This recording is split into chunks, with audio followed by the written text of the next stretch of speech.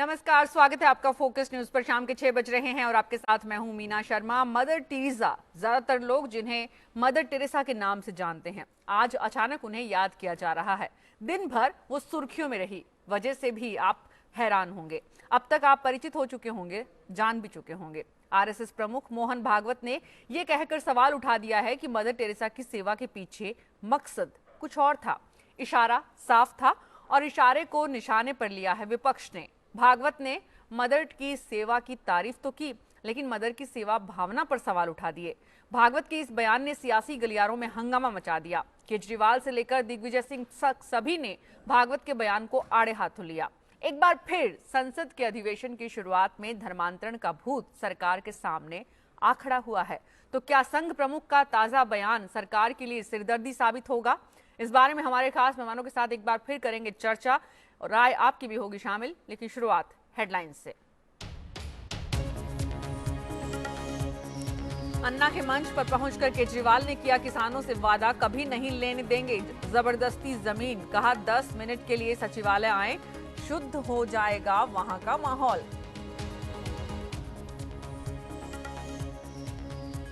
भूमि अधिग्रहण बिल पर सरकार और बीजेपी बैकफुट पर। अमित शाह ने बनाई 8 सदस्यों की कमेटी, विपक्ष का संसद में जोरदार हंगामा।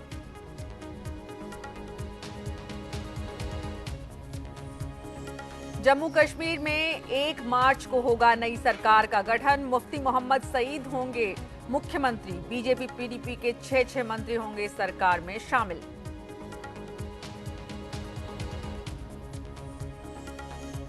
पाकिस्तानी टीम पर एक और बड़ी मुसीबत। मुख्य चयनकर्ता मोइन खान ऑस्ट्रेलिया से बुलाए गए। विंडीज के साथ मैच से पहले कैसीनो में कर रहे थे मौज मस्ती।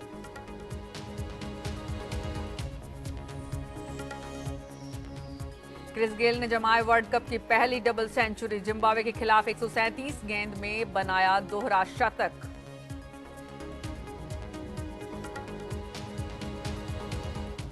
साउथ कोरिया के सियोल में अचानक धंसी फुटपाथ में समा गए 2 लोग। सीसीटीवी में कैद हुई तस्वीरें। राहत दल ने पहुंचकर बचाई जान।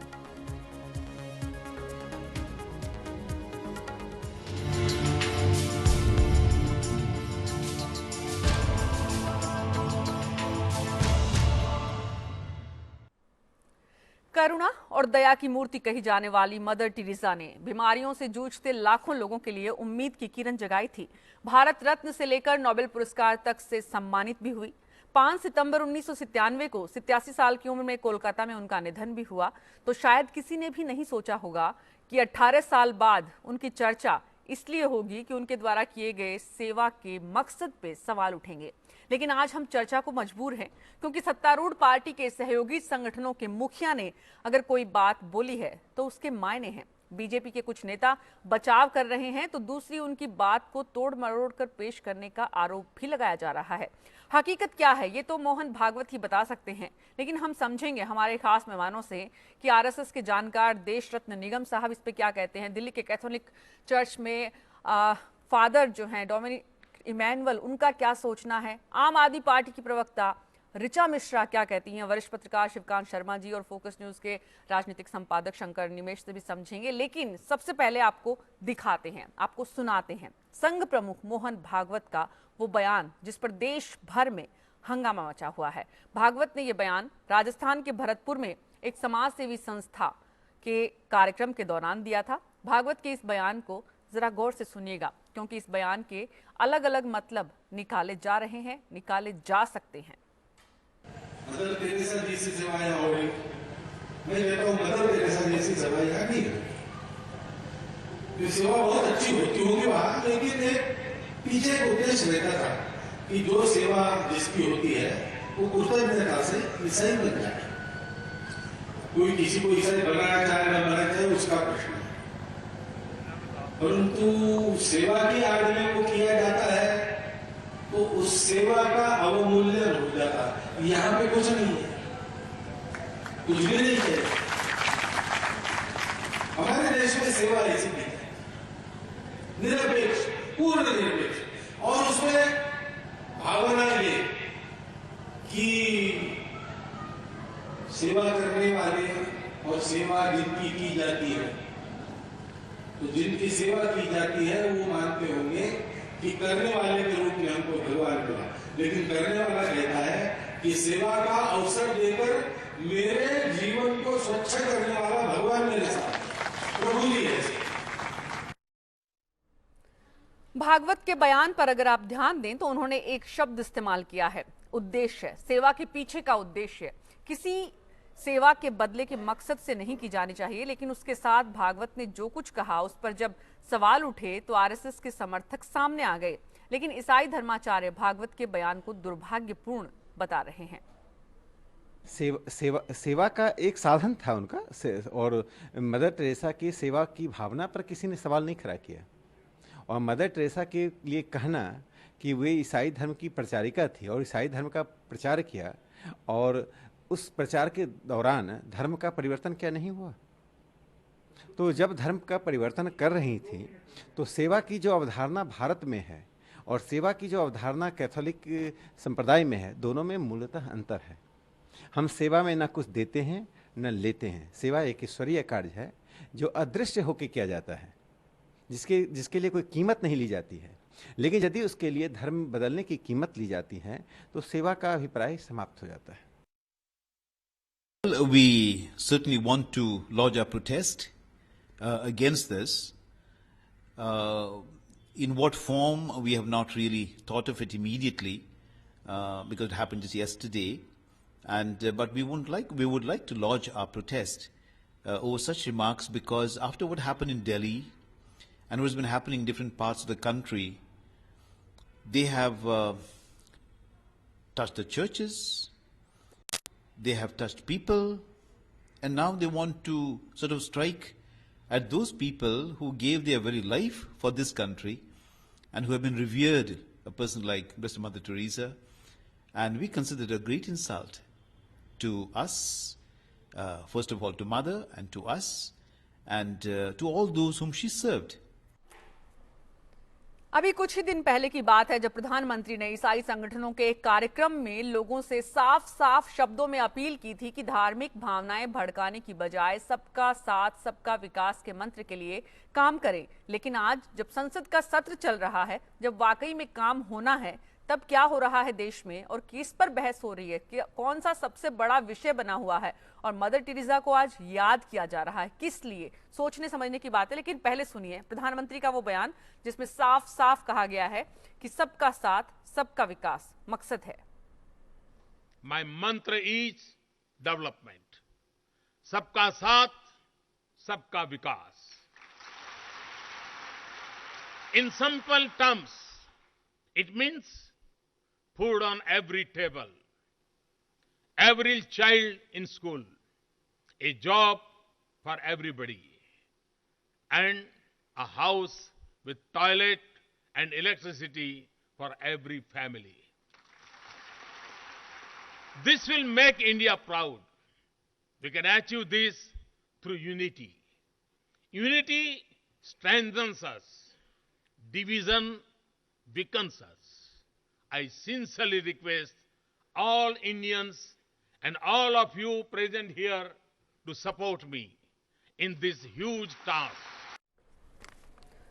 तो प्रधानमंत्री का ये बयान, प्रधानमंत्री की ये भावना, प्रधानमंत्री का ये साफ साफ संदेश क्या प्रधानमंत्री की पार्टी और प्रधानमंत्री से जुड़े हुए सहयोगी संगठन वाकई में नहीं समझ पा रहे हैं, या फिर एक बात जो बार बार कही जाती है कि नहीं ये सब कुछ सोची समझी नीति के तहत हो रहा है। एक तरफ प्रधानमंत्री ये सब कुछ कहते हैं, दूसरी तरफ जो कुछ चल रहा है, दरअसल हकीकत क्या है समझने की कोशिश करते हैं। देश रत्न निगम साहब है, संघ के जानकार हैं, फादर डोमिनिक इमैनुअल हैं जो कि प्रवक्ता है दिल्ली कैथोलिक के, साथ ही ऋचा मिश्रा हैं प्रवक्ता आम आदमी पार्टी की, शिवकांत शर्मा वरिष्ठ पत्रकार हैं, शंकर अनिमेश न्यूज रूम से हमारे साथ जुड़ेंगे। दरअसल बीजेपी के अंदर भी बड़ी इसको लेकर दो तरह की बातें सामने आई है। कुछ लोगों ने कहा कि नहीं उनके मकसद ऐसा नहीं था, उनके कहने के शब्दों को तोड़ मरोड़ कर पेश किया गया, तो कुछ लोगों ने साफ कहा कि नहीं जो कुछ कहा गया वो सही कहा गया। दरअसल क्या है, देश रत्न निगम साहब सबसे पहले आपसे समझेंगे, क्या वाकई में कहना कुछ और चाह रहे थे, कुछ और निकल गया मुंह से, या फिर सोच समझ के कहा गया है? जी ये बहुत ही सोच समझ के दिया हुआ बयान है। इसमें इन्होंने बड़े साफ शब्दों में भागवत जी ने बोला है कि ये धर्मांतरण के लिए, रिलीजियस कन्वर्जन के लिए ही सेवा भाव था यहाँ पर, और एक मकसद था। बहुत नैरो मोटिव था जिसकी वजह से, और जो पैसा आ रहा था वो मैं आपको बाद में बताऊंगा, जो पैसा आया वो भी गलत पैसा था जिन लोगों से आया है धर्मांतरण के लिए। बहुत ही सोचा समझा हुआ, मैं आपको नाम भी बताऊंगा जहां से ये पैसा आया है, किन लोगों ने पैसा दिया है धर्मांतरण के लिए, और वो पैसा किस तरह से यूज हुआ है यहाँ धर्मांतरण के लिए।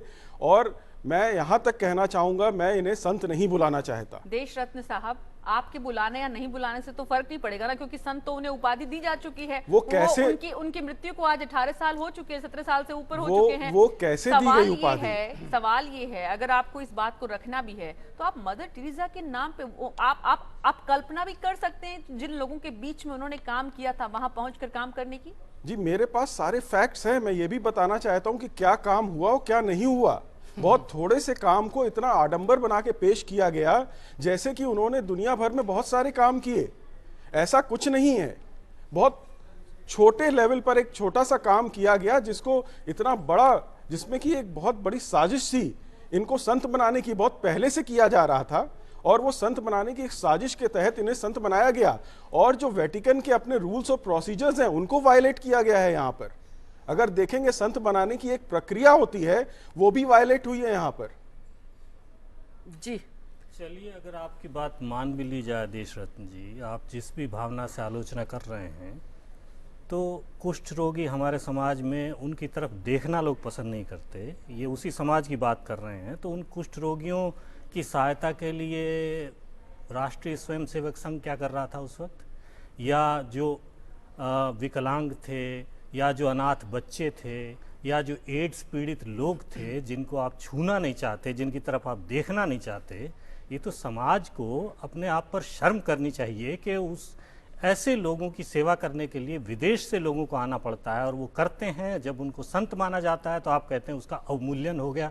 तो मूल्यवान सेवा कहाँ गई थी उस वक्त? पहले तो ये मैं साफ कर दूं कि वो संत हैं कि नहीं, इस पे मुझे बहुत आपत्ति है उन्हें संत वो अलग बात है। आप पहले ये बताइए, संत बनने के लिए मूल्यवान सेवा समाज में कहाँ थी? संत बनने के लिए बहुत पापड़ बेलने पड़ते हैं, और ये जो आप कह रहे हैं संघ कहाँ था, संघ जितना सेवा हिंदुस्तान में या भारत में कर रहा है उसकी शायद आपको मुझे जानकारी तो मालूम नहीं है। कोई कुष्ठ रोगी या कोई हॉस्पिस आप चला रहे हैं। कुष्ठ रोगी का बोल रहे हैं, मैं कह रहा हूँ जहाँ पे भी भूकंप आता है, या आंध्र प्रदेश में बाढ़ आई थी या तूफान आया था, सबसे पहले संघ पहुंचता है। भूकंप की बात नहीं हो रही, समाज के उन लोगों की बात हो रही है वहां पर भी संघ पूरी तरह काम कर रहा है, हर जगह काम कर रहा है और सबसे पहले काम करता है, लेकिन वो दिखावा नहीं करता। मैं केवल ये कहना चाहूंगा कि हिटलर का एक प्रोपेगेंडा का लीडर था जिसका नाम था ग्यूबल्स, और वो ग्यूबल्स का ये मानना था कि अगर एक झूठ को आप बार बार दोहराएंगे और एक झूठ को आप 1000 बार दोहराएंगे तो लोग उसको सच मानने लगेंगे।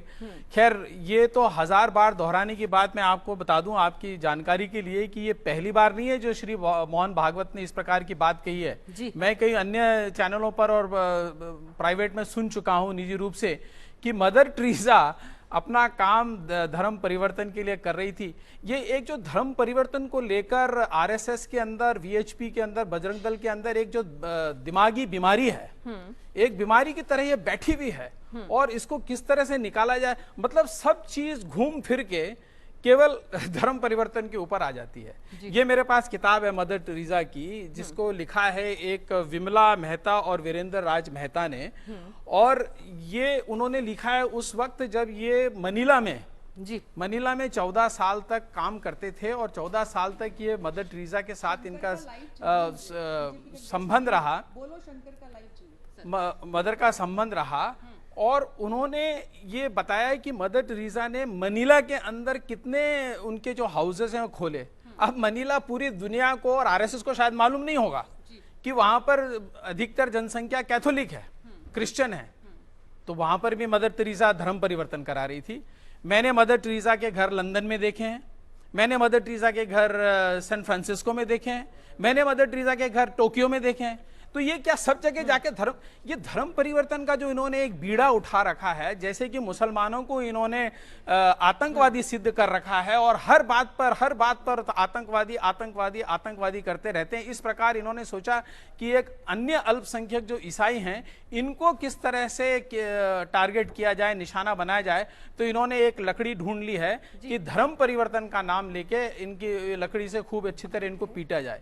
मदर टेरेसा के विश्व भर में 123 या 155 देशों के अंदर लगभग 700 ऐसे केंद्र हैं जहां पर इस प्रकार की सेवाएं दी जा रही है। पर फिर ये क्यों नहीं मुझे जवाब दे रहे हैं कि ये लिखा है एक जैन परिवार ने। जरा उनसे पूछे कि क्या जरा बताइए उनकी कि कभी उनको धर्म परिवर्तन के लिए कहा गया। ये इन्होंने जो पुस्तक पे कवर पेज किया है, ये MF हुसैन जो एक मुसलमान थे, उनकी पेंटिंग एक जैन के द्वारा एक क्रिश्चियन के बारे में लिखी गई है, जिसके अंदर सबका सहयोग है।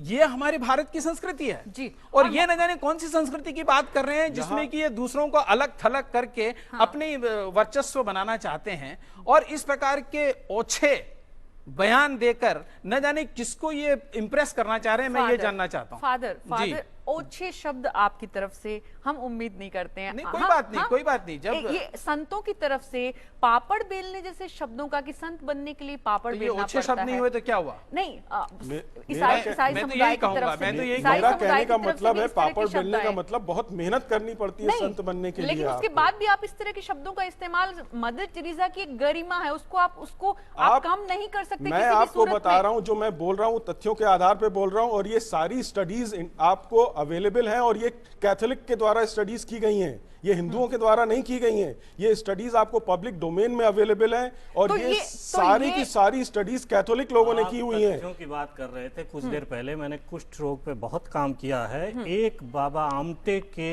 सदन को छोड़ करके कोई हिंदू संगठन द्वारा कुष्ठ रोगियों के लिए कोई कार्यक्रम नहीं चलाया गया। बाहर की मिशनरियां, बाहर की संस्थाएं, बाहर के समाज सेवी संगठन यहाँ आकर के कुष्ठ रोग निर्मूलन के लिए काम करते थे, करते हैं।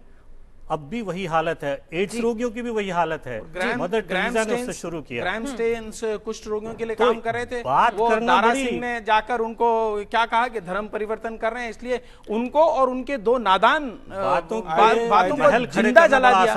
और उसके बाद में एक मिनट, उसके बाद मैं आपको एक बात बताना चाहूंगा कि ये जो दक्षिणपंथी हैं, दारा सेना के नाम से इन्होंने दारा सिंह को मतलब उनकी वो करने के लिए, महिमागान करने के लिए इन्होंने दारा सेना का संगठन किया। और दारा सेना से इन्होंने गाजियाबाद में कुछ वर्ष पहले एक उम्मीदवार खड़ा किया था कि दारा सिंह ने बहुत बड़ा अच्छा काम किया है कि मिशनरियों को मार दिया है, और ये उनको महिमान्वित कर रहे हैं, उनको गौरवान्वित कर रहे हैं। ये इस प्रकार की बातें कोर्ट में हैं, और बिल्कुल किसने बिल्कुल। और इस पूरे मामले पर विपक्ष ने आज पार्लियामेंट में भी खूब हंगामा करने की बातें हुई थी। शंकर अनिमेष हमारे सहयोगी इस वक्त हमारे साथ हैं। शंकर, आप पार्लियामेंट में दिन भर मौजूद थे, क्या कुछ आज इस विषय को लेकर हुआ? बीजेपी के अंदर क्या रिएक्शन है इसको लेकर? देखिए मिला, जो विपक्षी पार्टियां हैं वो निश्चित तौर से इस मुद्दे को उठाना चाहती थी, लेकिन चूंकि आज भूमि अधिग्रहण का जो विधेयक था वो एक बड़ा मुद्दा था, उसके कारण उन्होंने उठा नहीं पाई, और उसके लिए उन्होंने नोटिस दिया हुआ है कि अगले 2-3 दिनों में इस मुद्दे को वो उठाएंगे। लेकिन बड़ा सवाल सरकार के सामने ये है कि इस तरह के मुद्दे, और खुद आज जो बीजेपी संसदीय दल की बैठक थी जिसमें प्रधानमंत्री ने कहा कि कोई भी सांसद विवादित मुद्दों पर कोई बयान न दे, और संघ का सबसे प्रमुख व्यक्ति अगर इस तरह का बयान देता है तो निश्चित तौर से एक ऐसे समय में जब सरकार के सामने बजट, रेल बजट, रिफॉर्म के सारे प्रोसेस उसको आगे ले जाना है, वो कहीं ना कहीं डिरेल होता है, और अपोजिशन उस मुद्दे को हाईजेक करके सरकार के एजेंडे पर पानी फेर सकता है। तो ये बड़ा सवाल सरकार के सामने है, और जो गवर्नेंस से जुड़े हुए लोग हैं, जो फ्लोर मैनेजर हैं सरकार के, उनके लिए ये बड़ा सवाल है। शंकर, लेकिन बड़ा सवाल उससे भी ये है कि यहाँ पर विपक्ष कुछ नहीं कर रहा है, यहाँ तो सरकार के सहयोगी संगठन ही मौका दे रहे हैं। काम के लिहाज से आज पहला दिन था संसद में, और इस पहले दिन पर भी विपक्ष को ये मौका सरकार के ही सहयोगी संगठनों के प्रमुख ने दिया है। तो ये सरकार की जो स्थिति है, सरकार के प्रधानमंत्री एक तरफ कुछ और बयान देते हैं, दूसरी तरफ इस तरह की बात आती है, तो दरअसल संसद में काम हो भी पाएगा या फिर कल कुछ इसी मुद्दे पर अटकता नजर आ रहा है? देखिए, विपक्ष के लिए मीना निश्चित तौर से आज जो बड़ा मुद्दा था और कल भी जो बड़ा मुद्दा था भूमि अधिग्रहण का था, क्योंकि बाहर अन्ना बैठे हैं और विपक्ष को लगता है कि सरकार इस पूरे मसले पर घिर गई है, तो इसलिए उस मसले को उठा रही है। लेकिन निश्चित तौर से जो नोटिस दिया हुआ है अपोजिशन पार्टियों ने इस मुद्दे को उठाने के लिए कल परसों, वैसी स्थिति में अगर विपक्षी पार्टियां इस मुद्दे को उठाती हैं, सरकार को एम्बैरेस करती हैं, क्योंकि पिछले सदन में हमने देखा था विंटर सेशन में पूरा जो सेशन था कहीं ना कहीं साक्षी महाराज और ऐसे घर वापसी के मुद्दे ने हाईजेक कर लिया था। तो अगर इस तरह के बयान आते रहे और वो भी संघ प्रमुख के द्वारा, उनके सबसे बड़े नेता के द्वारा, तो कहीं ना कहीं जो सरकार का मूल एजेंडा है, जो इस एक सपनों आकांक्षाओं का बजट, रेल बजट पेश करने की, वो कहीं डिरेल हो सकता है। ये सरकार के फ्लोर मैनेजरों की आज की तारीख में बड़ी चिंता है। शंकर, आप बने रहिए हमारे साथ। राजीव त्यागी भी जुड़ गए हैं, कांग्रेस के नेता भी। आपसे भी इस विषय में विपक्ष में दरअसल मीनाक्षी लेखी ने सफाई दी है, एक तरह से साफ किया है कि जो कुछ भी कहा है वो गलत नहीं है। दूसरे नेताओं का क्या रिएक्शन था वो भी आपसे समझेंगे पार्लियामेंट के अंदर, लेकिन उससे पहले राजीव त्यागी साहब, स्वागत है आपका फोकस न्यूज पर। दरअसल विपक्ष को बैठे बिठाए मौका तो मोहन भागवत साहब ने ही दे दिया है। देखिए, मैं आपको आरएसएस के बारे में तफसील से कोई 2-3 बात कहना चाहूंगा। हेडगेवार जिनका जन्म 1/4/1889 को हुआ, उससे 5 साल पहले कांग्रेस पार्टी का गठन हो चुका था। और जिस तरह से हेडगेवार जी ने घृणा फैलाने का काम उस वक्त किया, उसके बाद गोलवलकर जी ने किया, तो उसकी परिणति ये हुई कि आरएसएस पे प्रतिबंध लगने का कार्य हुआ। और जिस तरह से 14/11/1948 को गृह मंत्रालय का एक वक्तव्य प्रेस में सम्मिलित किया गया, उसमें कहा गया कि आरएसएस अपनी एक्टिविटीज को ठीक कर हिंसा करना छोड़े, बयानों की हिंसा से लेकर के वास्तविक हिंसा तक। और एक साथ 1949 को आरएसएस ने बकायदा एक गृह मंत्री को, पटेल साहब को, अपना वक्तव्य भेजा और कहा कि हम लोग बाग देश के धर्मनिरपेक्ष तत्व को समझते हैं और हम जानते हैं कि धर्मनिरपेक्ष रहना ही बेहतर होगा, इसलिए आरएसएस भी धर्मनिरपेक्ष रहेगा। तो उन्होंने अपनी नीतियों को पलटने का काम किया और साथ साथ ये भी कहा कि जितनी भी संघ गोपनीय चीजें चला रहा या हिंसा की चीज चला रहा उसको नहीं चलाएगा। तब जाकर के संघ पे से प्रतिबंध हटने का कार्य हुआ। और मोहन भागवत जी के बारे में विशेष रूप से मैं राजीव त्यागी साहब, राजीव त्यागी जी, मैं तो आपसे ये समझना चाह रही थी कि कल संसद में काम होगा या इस मुद्दे पर काम नहीं होने दिया जाएगा, ये बताइए विपक्ष की तरफ से, कांग्रेस की तरफ से। काम होगा या नहीं होगा ये एक बड़ा विषय नहीं है। विषय ये है कि जो लोग बाग वास्तविक रूप में देश को बांट देना चाहते हैं, वो लोग बाग मदर टेरेसा जैसे संत को, जिस संत ने जीवन भर अपनी तपस्या करके लोगों की सेवा की, लोगों की सेवा करना हिंदुत्व बताता है कायदे में। जब हिंदुत्व के दर्शन को कोई व्यक्ति फॉलो करता है तो उस पर प्रश्न चिन्ह कैसे लगा सकते हैं? मुझे समझ नहीं आता कि आरएसएस के लोग बाग इस तरह की बातें कैसे कर रहे हैं। जी, लेकिन अभी भी सवाल का जवाब नहीं मिला शिवकांत जी। बिल्कुल नहीं मिला। और अब जाहिर सी बात है, देखिए निश्चित रूप से मदर टेरेसा जी को लेकर के हम लोग बाग बहुत गंभीर हैं, क्योंकि मदर टेरेसा जी ने जिस तरह से देश में गरीब लोगों की, कुष्ठ रोगियों की, देश की सेवा की है, वो हमारे लिए बहुत बड़ा विषय है और बहुत ही सम्मान का विषय है। सर, सवाल ये है कि उस गंभीर विषय को आप संसद के कामकाज में बाधा बनने देंगे या इसकी गंभीरता को अलग रखेंगे? संसद अपनी तरह से काम करती रहे, बड़े जो विषय हैं दूसरे, क्योंकि अगर कभी भी संसद में कांग्रेस कभी भी, मैं बता देता हूं, कांग्रेस कभी भी मीना जी संसद में बाधा नहीं बनती है। जिस संसद को कांग्रेस ने अपने खून पसीने से सींचने का काम किया, कांग्रेस उस संसद में कभी बाधा नहीं बनती है। लेकिन कांग्रेस सिर्फ और सिर्फ जन मुद्दों को लेकर के, जन आकांक्षा को लेकर के अपनी बात उठाती रहेगी, कहती रहेगी, और संसद उसके लिए सबसे बेहतर प्लेटफॉर्म है। और मदर टेरेसा जी को लेकर के भी निश्चित रूप से हम संसद में अपनी बात उठाएंगे। मुझे तो ये शक है कि कहीं जानबूझ करके एक तरफ, जब पिछले सप्ताह श्री प्रधानमंत्री मोदी ने स्पष्ट रूप से कहा है, जो उन्होंने अपने भावना प्रकट की है विज्ञान भवन में, तो ये उसका विरोध करने के लिए एक और संसद नहीं चलने देने के लिए, तो क्या इन्होंने ये तरकीब नहीं सोची है? क्योंकि पहले भी इन्होंने इस प्रकार के बयान दिए और संसद को नहीं चलने दिया। मेरे ख्याल से ये अंदर से के बारे में जी नहीं, यहाँ पर राजीव जी फादर दूसरी बात कर रहे हैं। फादर का कहना है, बारे में मैं इतना कहता हूँ हाँ, कि प्रधानमंत्री जी हिपोक्रेट हैं। अंदर से कुछ है, बाहर से कुछ और दिखते हैं। उनका कोई विकास का एजेंडा नहीं है। और आरएसएस के एजेंडे से प्रधानमंत्री क्या भारतीय जनता पार्टी का कोई भी नेता बाहर नहीं हो सकता। ओके शंकर अगर हमारे साथ बने हुए, शंकर हमारे पॉलिटिकल एडिटर। शंकर, ये जो बात फादर की तरफ से कही जा रही है कि ऐसा लगता है, इस तरह की आशंका है कि मिला जुला खेल है संसद के सत्र से ध्यान हटाने के लिए, क्या इस बात की आशंका है, क्या इस बात की कहीं कोई सच्चाई है कि ध्यान लोगों का दूसरे मुद्दों में भटकाए रखे? क्योंकि पिछला पूरा संसद का सत्र इसी तरह से निकला था, धार्मिक मुद्दों पर, घर वापसी के मुद्दे पर, किसी तरह के बयान, दिल्ली चुनाव से पहले जिस तरह की चीजें आई थी सामने।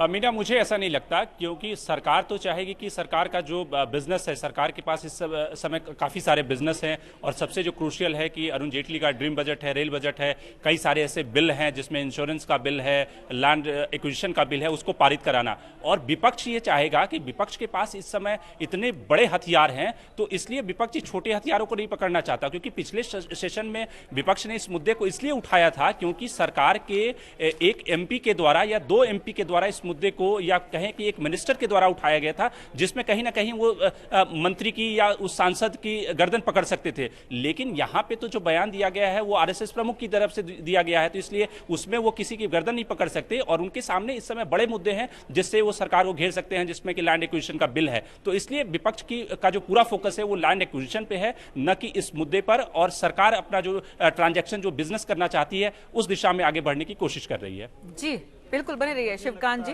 प्रधानमंत्री के सामने अब वाकई एक बहुत बड़ी समस्या आन खड़ी हुई है। बीच में योगी आदित्यनाथ ने भी आज एक वैसा बयान दे दिया है, तो योगी आदित्यनाथ, साक्षी महाराज और साध्वियों के मुंह तो शायद वो बंद करा लें अगर कराना चाहें तो। पिछली बार तो उन्होंने ऐसा कोई संकेत नहीं दिया और नहीं उन्होंने कराया, लेकिन राष्ट्रीय स्वयंसेवक संघ के प्रमुख का मुंह कैसे बंद कराएंगे ये देखना होगा, और ये बड़ी मुश्किल काम मुझे नजर आता है। की बात आती नहीं है, क्योंकि यहाँ पर उनके समर्थक ये कह रहे हैं कि सोचा समझा नीति के तहत बोला गया है। ऐसी स्थिति में प्रधानमंत्री क्या करेंगे? शंकर, मैं आपके पास आऊंगी, लेकिन ऋचा मिश्रा, प्रवक्ता आम आदमी पार्टी की, भी हमारे साथ जुड़ गई है। ऋचा, दरअसल कितना महत्वपूर्ण विषय है ये पार्टी के लिए? क्योंकि केजरीवाल सुबह सुबह ट्वीट करके जवाब देते हैं और कहीं ना कहीं निशाने पर लेते हैं मोहन भागवत को। देखिए, ये तो एक राष्ट्रीय शर्म का विषय है कि किसी की कब्र से उसको निकाल के इतने सालों बाद उन पे टिप्पणी कर दी जाए, उन पे बयानबाजी की जाए अपनी धर्म की राजनीति के एजेंडे को गर्म रखने के लिए। तो ये बहुत शर्म की बात है कि ये हमारे देश में हमारे सम्माननीय व्यक्ति ऐसा काम कर रहे हैं। नेशनली ही नहीं, इंटरनेशनली भी भारत का सर झुका जा रहा है। अभी ओबामा आए थे, उन्होंने समझाया था कि भाई यहाँ पर बंटवारे की राजनीति मत कीजिए, लोगों को साथ लेके चलिए, सबके साथ चलिए। वहां जाके भी उन्होंने वही बयान दिया। अब आप इंटरनेशनल फोरम में भी मुंह दिखाने के लायक नहीं रह गए हैं। कोई भारतीय, कोई हिंदू आरएसएस प्रमुख के साथ नहीं खड़ा है। वो जिन कुछ लोगों के लिए ये बयानबाजी कर रहे हैं वो तक दाएं बाएं भाग रहे हैं। बीजेपी के भी प्रवक्ता आज इस पे स्टैंड नहीं ले पा रहे, क्योंकि इतनी शर्मनाक बातें हैं। ये तो अफगानिस्तान में बुद्धा जी का स्टैच्यू जिस तरह बम्बार्ड कर दिया गया था, ये उस तरह की बात है। आप किस दुनिया में रह रहे हैं और आप किन मुद्दों पे बात कर रहे हैं? जिन्होंने हमारे देश में आके काम किया, आप उनके बारे में उल्टी सीधी बातें कर रहे हैं। आपके लिए अध्यादेश कोई मुद्दा नहीं है, भूमि अधिग्रहण कोई मुद्दा नहीं है, किसान नहीं है, नौकरी नहीं है। जिन हिंदुओं की ये बात कर रहे हैं, हिंदुओं के मतलब ये किस डायरेक्शन में देश को ले जाना चाहते हैं? देश के का युवा और देश के लोग इनके साथ नहीं हैं, और दिल्ली का हम हाल देख चुके हैं। इनको एकदम सावधान हो जाना चाहिए कि आगे भी यही हाल होगा इनका। जी, बनी रहिए ऋचा हमारे साथ। फादर डिमोनिक इमैनुअल, फादर, ये जो हमारे शंकर और निमेश हमारे सहयोगी जो बात कह रहे थे, और ऋचा, दोनों में बड़ा अंतर विरोध है। हमारे शंकर के मुताबिक पार्लियामेंट में ये विपक्ष के लिए इतना महत्वपूर्ण मुद्दा नहीं है, क्योंकि दूसरे मुद्दे मसलन भूमि अधिग्रहण ज्यादा बड़ा मुद्दा है सरकार को घेरने का। और दूसरी बात जो आपने कही कि ये सोची समझी नीति के तहत हो रहा है। अगर सरकार सोची समझी नीति के तहत ऐसा कर रही है तो सरकार सफल हो जाएगी, विपक्ष अगर इसको ठीक से विषय को नहीं रख पाता है तो। देखिए, मुझे वास्तव में राजनीति की इतनी समझ नहीं है, कम से कम अंदरूनी समझ कि ये राजनीतिक खेल कैसे खेले जाते हैं ये मुझे मालूम है। पर इतना मुझे अवश्य मालूम है कि ये झूठ का प्रचार कर करके अपना फायदा क्या फायदा सोच रहे हैं। क्योंकि अगर आप जिस किसी से भी प्रतिक्रिया देख रहे हैं, चाहे वो राजनीतिक प्रतिक्रियाएं हों, चाहे समाज सेवी लोग हों, चाहे पत्रकार लोग हों, किस प्रकार की बातें कर रहे हैं? आपको बुरा लगा कि मैंने ओछा शब्द काम लिया, पर अभी हमारी रुचि कह रही थी कि शर्मनाक बात है जी। तो कल पवन वर्मा एक दूसरे चैनल पे बोल रहे थे कि मुझे तो शर्म आ रही है कि मैं हिंदू हूं, आज मुझे हिंदू होते हुए शर्म आ रही है जी। तो ये हमें काफी डिस्टर्ब कर रहा है, क्योंकि एक अल्पसंख्यक समुदाय जो एक सेवा के काम में विश्वास रखता है और हमेशा सेवा करता आया है, और जिनकी धार्मिक शिक्षा ये कह रही है कि जब तक तुमने गरीबों को पानी पिलाया, भूखों को भोजन दिया और नंगों को निर्वस्त्रों को कपड़े पहनाए, तब आपको स्वर्ग में प्रवेश मिलेगा। ये हमारी एक वो है, और ईसा मसीह ने स्वयं कहा है कि मैं सेवा करवाने नहीं, सेवा करने आया हूं जी। और जिन लोगों को ये बातें समझ में नहीं आ रही हैं, या तो समझ में नहीं आ रही हैं, या हो सकता है आ रही हैं परंतु जानबूझ करके एक झूठा प्रचार करना चाह रहे हैं, उसका कुछ मतलब हो सकता है जी। तो लेकिन जानबूझकर ये झूठा प्रचार क्यों किया जा रहा है? देशरत्न साहब, मैं आपसे पूछूंगी, लेकिन उससे पहले रिएक्शन की बात जो फादर ने कही, दिन भर आज रिएक्शन सोशल मीडिया पर भी देखे गए और राजनीतिक बिरादरी में भी। कांग्रेस महासचिव दिग्विजय सिंह ने भी मोहन भागवत के इस बयान की निंदा की, ट्वीट करके की। उन्होंने कहा कि मैं मदर टेरेसा के खिलाफ मोहन भागवत द्वारा की गई कठोर टिप्पणी की निंदा करता हूं। मदर टेरेसा ने पूरे समर्पण के साथ गरीब और असहाय लोगों की सेवा की थी। मानव सेवा के लिए समर्पित ऐसी महिला पर आरोप लगाना अच्छी बात नहीं है। एनसीपी प्रवक्ता क्या कहते हैं वो भी सुनिए। मुझे लगता है मोहन भागवत को हिंदुत्व की बिल्कुल समझ ही नहीं है।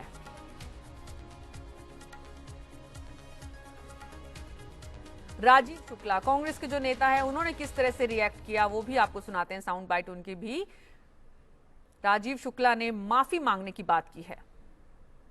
मदर टेरेसा पे जो रिमार्क है, इसकी जितनी निंदा की जाए वो कम है, क्योंकि वो भारत रत्न है और उस देश के गरीबों के लिए, कुष्ठ रोग से पीड़ित लोगों के लिए जिस तरह से उन्होंने काम किया है, बजाय उसके की सराहना की जाए, उनके मरने के बाद मरणोपरांत इस तरह के वक्तव्य देना।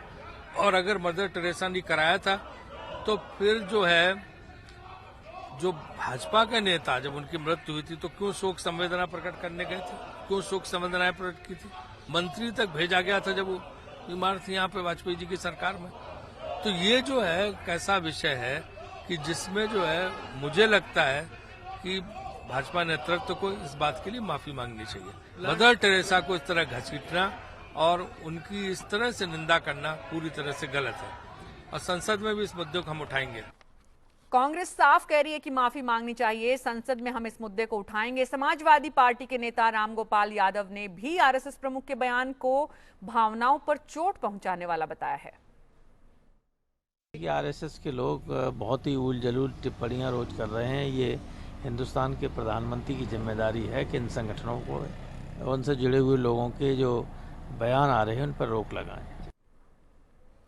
शंकर के पास चलते हैं एक बार फिर से। शंकर, चारों तरफ से पॉलिटिकल बिरादरी की तरफ से इसकी तीखी प्रतिक्रिया देखने को मिल रही है, रिएक्शन देखने को मिल रहा है, और आपके मुताबिक विपक्ष जो है वो इस मुद्दे पर साथ नहीं देने वाला है, विपक्ष जो है इसको बड़ा मुद्दा नहीं बनाने वाला है। दरअसल विपक्ष बीजेपी के अंदर, शंकर, क्या रिएक्शन है ये मैं आपसे समझूंगी। बीजेपी के नेताओं ने, जिस तरह से मीनाक्षी लेखी ने कहा है, आपकी वरिष्ठ नेताओं से बात हुई होगी, उन्होंने क्या कुछ कहा था वो भी आपसे समझेंगे। लेकिन शिवकांत जी, ये जो बात कांग्रेस कह रही है, हालांकि शंकर का कहना है कि कोई इतना बड़ा संसद में मुद्दा नहीं बनने वाला है ये। नहीं, अभी तो मुद्दे उनके पास हैं ना, जो ठोस मुद्दे उनके सामने हैं, उन मुद्दों पर सरकार को घेरे हुए हैं विपक्ष के लोग। लेकिन जब वो मुद्दे नहीं होंगे, या मान लो कल को ये मुद्दा हल हो गया, जो भूमि अधिग्रहण का मुद्दा है, या इस पर कोई समाधान निकल गया, या इधर उधर हो गया ये मुद्दा, तो उसके बाद ये मुद्दे बने रहेंगे, ये बयान तो कहीं जाएगा नहीं। और जैसा लगता है योगी आदित्यनाथ ने इसके बाद एक बयान दिया है, तो उस तरह से तो जब आरएसएस प्रमुख बयान देंगे तो दूसरे इस तरह के बयान आएंगे। और मुझे सबसे चिंता की बात आरएसएस प्रमुख के बयान में ये लगती है कि उनके बयान से कुछ ऐसी ध्वनि निकलती है कि जो हिंदू नहीं है जी, अगर वो समाज सेवा कर रहा है तो उसके पीछे निहितार्थ ये है कि वो धर्म परिवर्तन के लिए समाज सेवा कर रहा है। इसका मतलब तो जो हिंदू नहीं है, वो चाहे वो संगठन हो चाहे वो व्यक्ति हो, वो भारत में समाज सेवा कर ही नहीं सकता, उस पर लांछन लगाया जाएगा, उसका जैसे उन्होंने खुद इस्तेमाल किया शब्द, अवमूल्यन हो जाएगा उसकी सेवा का। ये बड़ा विचित्र और मुझे लगता है, और विशेषकर भरतपुर में जो उन्होंने वक्तव्य दिया, कि यहाँ पर मतलब जो जिस संगठन को वो संबोधित कर रहे थे, उन्होंने कहा यहाँ पर ऐसा नहीं होता है, मदर टेरेसा इस प्रकार करती थी। तो मैं भागवत जी से पूछना चाहूंगा कि अगर वो भारत में ऐसा नहीं होता है तो फिर क्यों कोड़ी लोग, और वास्तव में मदर टेरेसा, कुछ रोगियों का आदियों का अभी वर्णन दिया गया, परंतु वास्तव में वहां पर ऐसे लोग उनको मिले जिनके घावों में कीड़े थे जी, और जो बदबू मार रहे थे कीड़े, जो पास में लोग खड़े नहीं हो सकते थे, ऐसे लोगों को जाके मदर ने पहले उनका घाव साफ किया। घाव से साफ करने के बाद उनको उठाकर ले गई। अस्पतालों के अंदर लोग उनको लेने को तैयार नहीं थे जी। मदर ने जाकर डॉक्टरों से एक तरह से लड़ाई झगड़ा किया कि अगर आप अस्पतालों में नहीं रखेंगे तो क्या करेंगे। एक डॉक्टर अहमद का यहाँ पर वो दिया गया है, विवरण दिया गया है। तो उन्होंने कहा मदर आप क्या चाहती हैं, हम क्या करें आपके, तो आप कम से कम हमें थोड़ी सी जगह दे दीजिए, बाकी मैं कर लूंगी। और ये उन्होंने केवल 6 महीने, साल भर, 2 साल नहीं किया, उन्होंने पूरी जिंदगी भर 47 वर्ष या 52 वर्ष उन्होंने पूरे इस चीज के लिए बिता दिए। और उनकी ख्याति जिस प्रकार पूरे विश्व में फैली और जितने लोग उनसे जुड़ते गए, सब प्रकार के लोग जुड़े, जिस तरह से इनका संगठन इतना विशाल हो गया कुछ समय में, इस पढ़ी लिखी स्त्रियां और सेनेटर कैनेडी, रॉबर्ट कैनेडी जी, क्या वो कन्वर्शन करवाने अपना आए थे कलकत्ता में काम करने के लिए? कितने वॉलंटियर्स, हमारे अरविंद केजरीवाल, कुछ आलोचनाएं भी रही हैं, जैसे बाद में दुआलिये से जिस तरह से उन्होंने पैसा लिया उसको लेकर आलोचना हुई। एक आलोचना का कारण ये भी था कि विदेशों में जो बार बार आप कह रहे हैं, मैं भी वहां रहा हूं, और वहां जो सदन है उनमें जिस तरह से उनका जो स्तर है, जिस तरह के वो बने हुए हैं, रख रखाव का जो तरीका, उसकी तुलना अगर यहाँ जो चैरिटी ऑफ मिशन के जो सदन हैं उनसे करें तो साफ अंतर आपको लगता है कि यहाँ जो स्तर है वो काफी गिरा हुआ है, वहाँ स्तर बहुत अच्छा है। तो इसको लेकर के ये जो नहीं वो सही है थी, इसको लेकर आलोचना हुई है, लेकिन वो सही है। देखिए एक उदाहरण है यहाँ पर, मैं अगर मैं दे दूं, इस पुस्तक के अंदर मैंने नहीं लिखी है, ये कोई हिंदुओं ने लिखी है, कि मनीला के अंदर वो गए और उन्होंने देखा कि जहाँ पर ये गरीब बच्चों को वो रखती थी तो बहुत खराब उनकी दशा थी। तो ये जो हमारे भारतीय लोग थे, उन्होंने कहा मदर हम पैसा उगाएंगे, आप इन लोगों को और अच्छी सहूलियत दीजिए। मदर ने कहा नहीं। क्यों मदर? क्यों? इसलिए कि जिस स्तर से ये आ रहे हैं, अभी मैं इनकी मदद कर रही हूं, अभी मैं इनको इतना समृद्ध नहीं बनाना चाहती हूँ, इतनी अच्छी दशा में नहीं रखना चाहती हूँ कि कल को अगर इनको वापस अपने घर में जाना पड़े तो ये वापस एडजस्ट नहीं हो पाएंगे। नहीं, लेकिन सवाल ये है, अयाज इल्मी हमारे साथ बीजेपी के प्रवक्ता जुड़ गए हैं। अयाज साहब, इल्मी साहब, दरअसल जो फादर डोमिनिक इमैनुअल को लगता है और जो उन्होंने कहा है, और देश के कुछ और लोगों को भी ऐसे ही जो उनसे जुड़े हुए हैं उनको लगता है कि प्रधानमंत्री एक एजेंडा के तहत काम कर रहे हैं, जिसमें प्रधानमंत्री अच्छी बातें करते हैं और उनके ही सहयोगी संगठनों के लोग दूसरी बातें करके संसद का ध्यान भटकाना चाहते हैं। क्या वाकई में ये लिखी हुई स्क्रिप्ट है?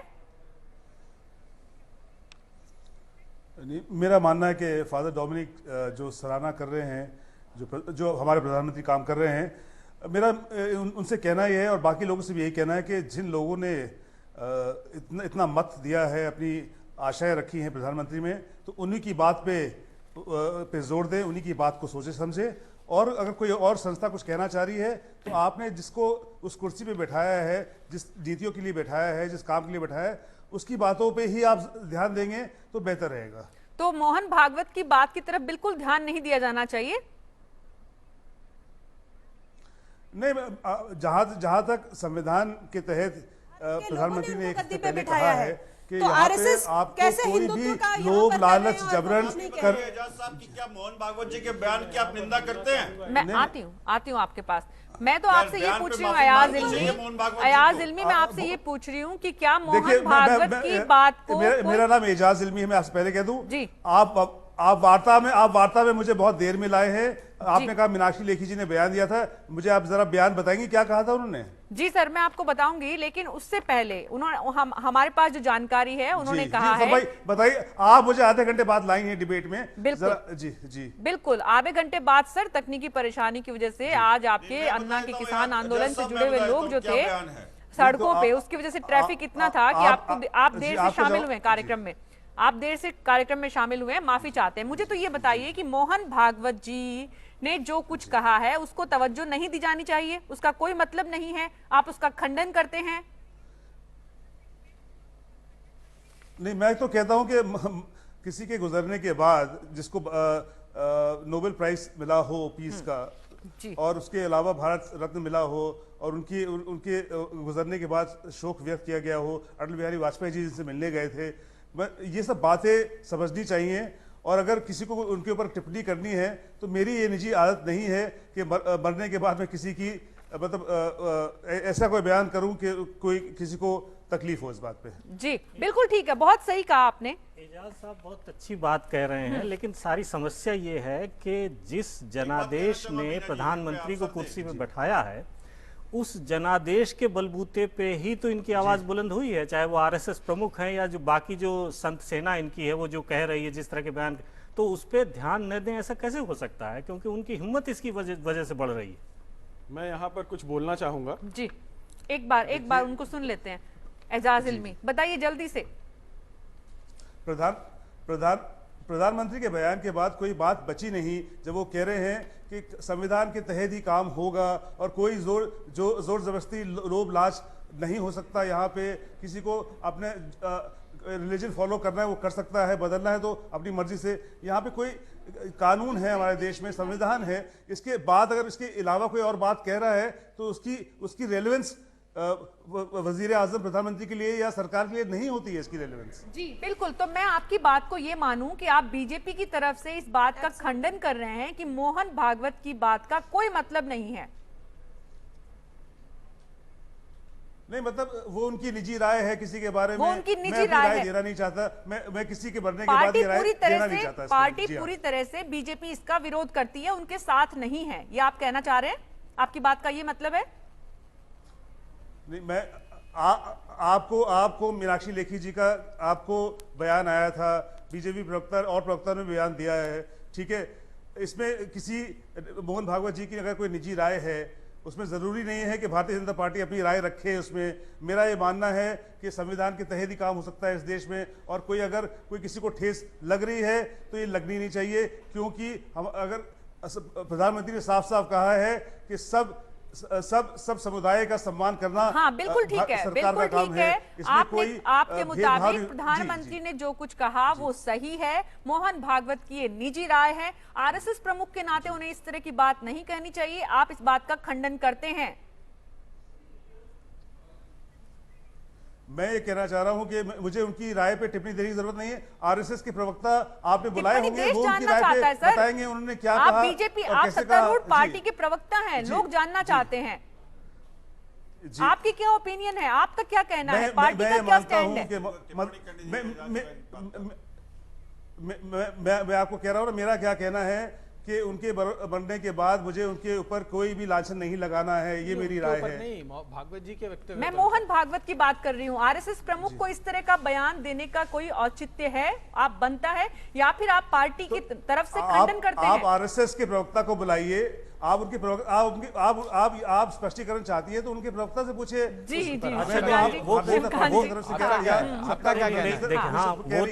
वो तो हम पूछ लेंगे, लेकिन अगर आप ये मानते हैं कि प्रधानमंत्री की बात मानी जाए और प्रधानमंत्री से इत्तेफाक नहीं रखते हैं तो प्रधानमंत्री के पास हो सकता है इसका खंडन करने का या बयान देने का वक्त न हो, लेकिन वो तो प्रोलिफिक ट्विटर हैं, तो वो ट्वीट क्यों नहीं किया उन्होंने इसके ऊपर कि भाई वो उनकी निजी राय है तो इससे मैं इत्तेफाक नहीं रखता, या उनकी निजी राय है। इल्मी साहब, केजरीवाल ट्वीट कर चुके, दिग्विजय सिंह ट्वीट कर चुके, प्रधानमंत्री को वक्त नहीं मिला?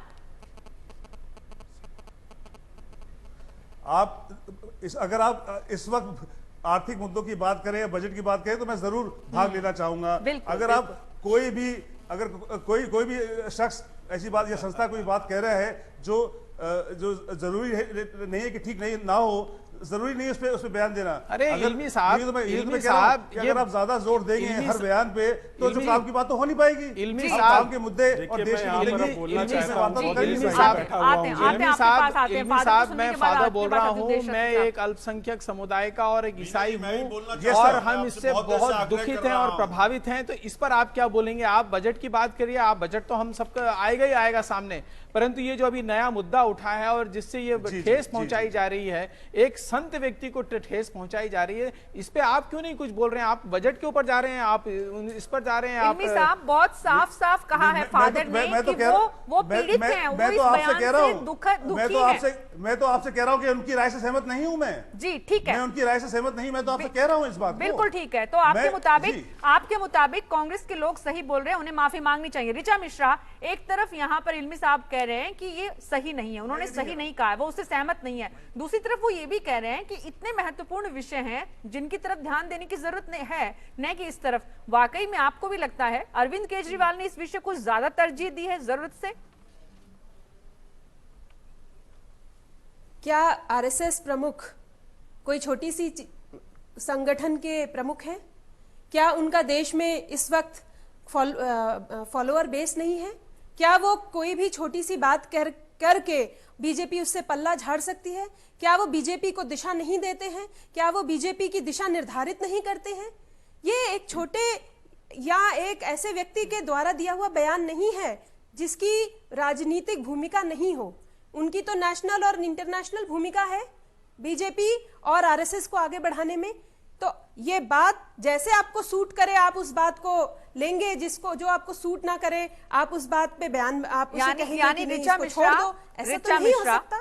ऋचा मिश्रा, आपको लगता है कि ये बहुत ज्यादा महत्वपूर्ण मुद्दा है? आपने एक गैर जिम्मेदार बयान दिया है, आरएसएस को इसके लिए सॉरी बोलना चाहिए। जी, बीजेपी को अगर उनके प्रवक्ता कह रहे हैं तो बीजेपी के बहुत देर से आप बोलना चाह रहे हैं। जी ऋचा बनी रहिए, ऋचा बनी रहिए।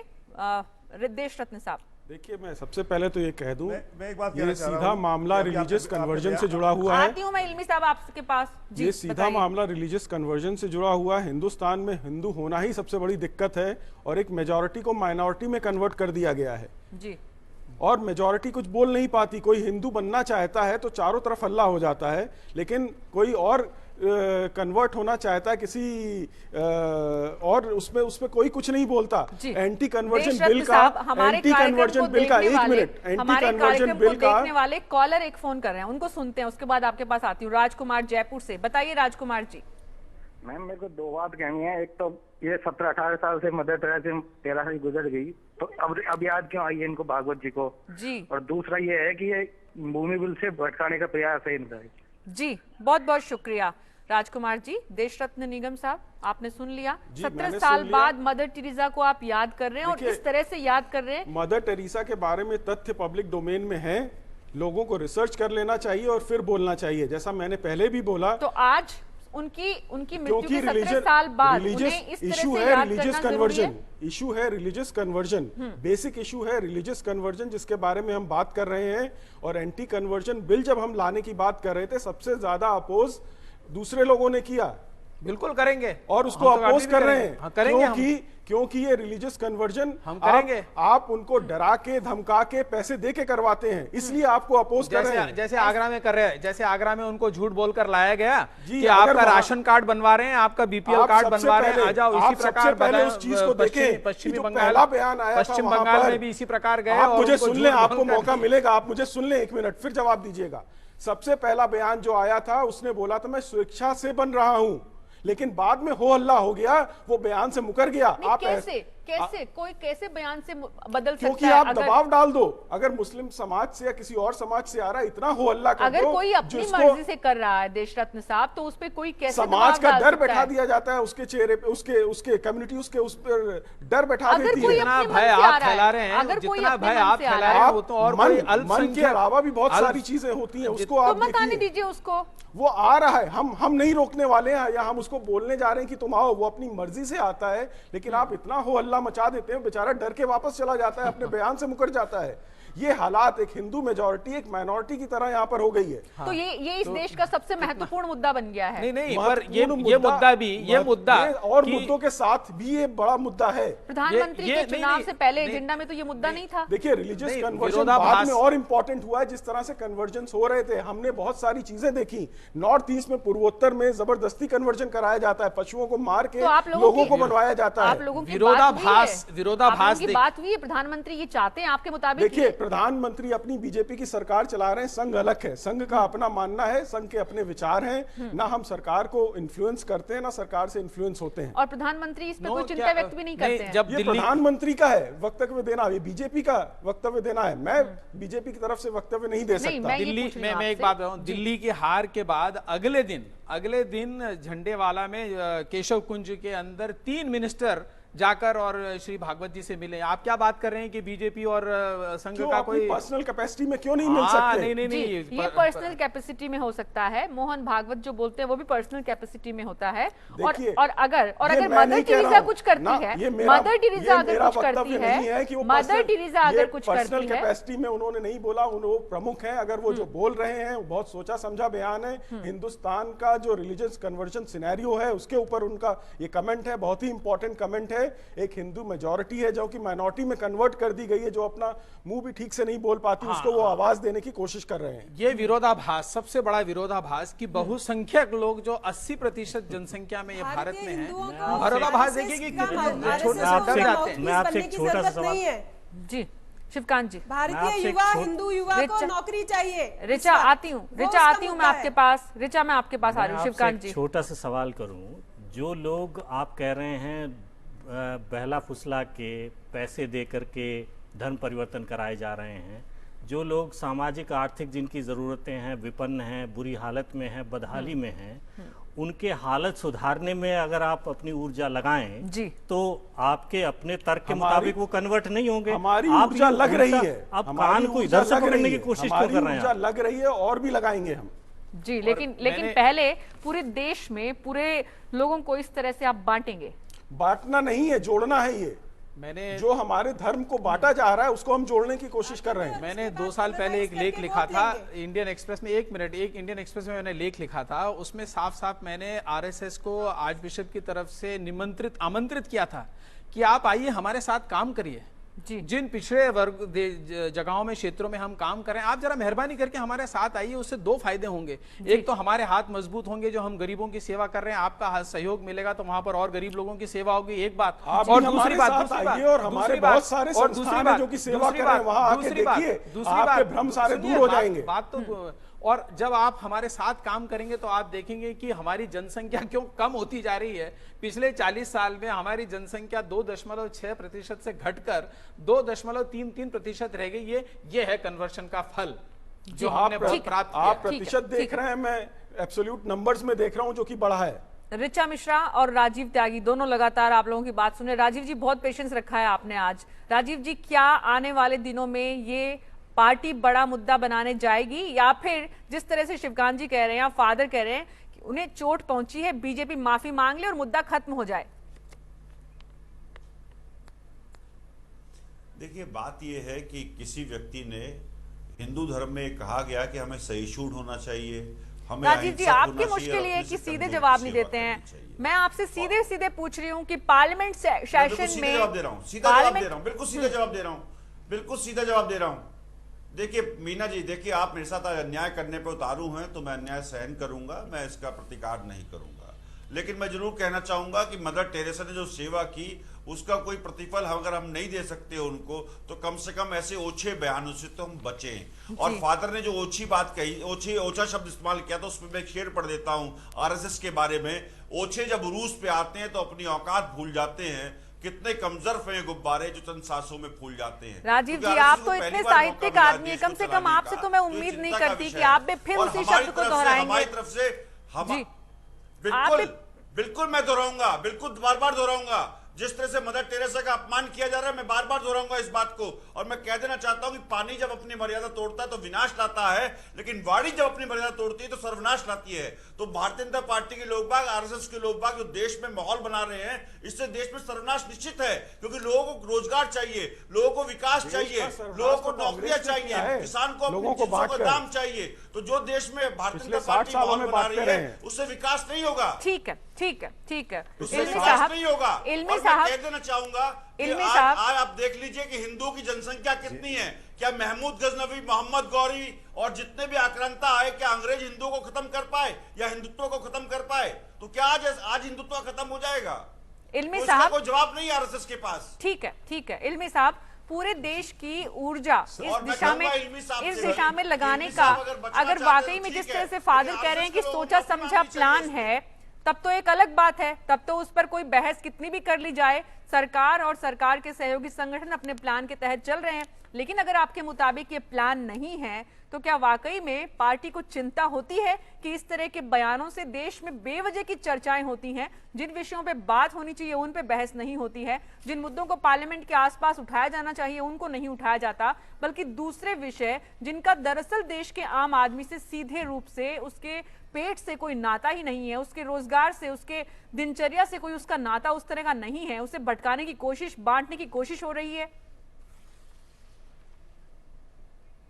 सरकार और भारतीय जनता पार्टी को चिंता जरूर होती है जब हम खुद अपने मुद्दे से भटक जाएं। आप कह रही ऊर्जा की बात, हमारी सारी ऊर्जा, हमारी सारी कार्यशैली लगी हुई है कि जिन लोगों ने हमें वोट दिया, हिंदुस्तानियों ने हमें वोट दिया है और सत्ता में लाए हैं, इनकी जिंदगी बेहतर कर सके, इनके लिए कुछ काम कर सके, इनके लिए विकास कर सके। सरकार की कोशिश निरंतर इसी विषय पे लगी रहती है और भारतीय जनता जी हाँ इल्मी साहब, आप तो बैठे बिठाए विपक्ष को मौका दे रहे हैं, तो आप चाहते हैं कि दरअसल ये मौका मिलता रहे और विपक्ष भी उसे। शिवकांत जी, मैं आपके पास आऊं उससे पहले, शिवकांत जी, क्या विपक्ष इस बात का, अगर मैं फादर की बात को सही मानूं, अगर इस तरह के आकलन हैं कि ये दोनों की मिली भगत है, दोनों की स्क्रिप्ट लिखी हुई है, तो फिर विपक्ष क्या करेगा? विपक्ष इस बात को समझेगा नहीं?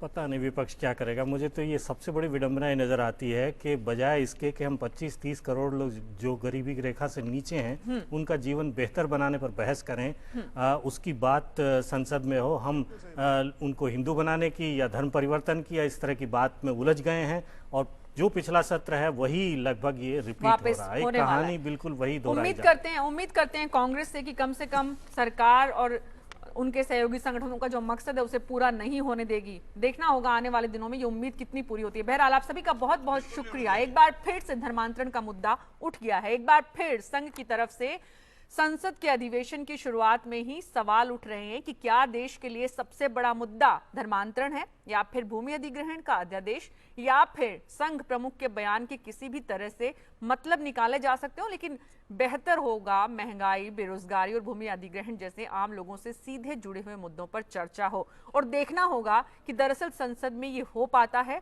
या फिर वही होगा जो पिछले सत्र के दौरान हुआ था। उम्मीद करते हैं कि प्रधानमंत्री ने जो कुछ कहा है उनकी सरकार और उनके सहयोगी संगठन उस मकसद को समझ पाएंगे और उसे आगे बढ़ा पाएंगे। बहरहाल फोकस न्यूज में खबरों का सिलसिला जारी रहेगा। वक्त एक छोटे से ब्रेक का है, मुझे दीजिए अनुमति। नमस्कार।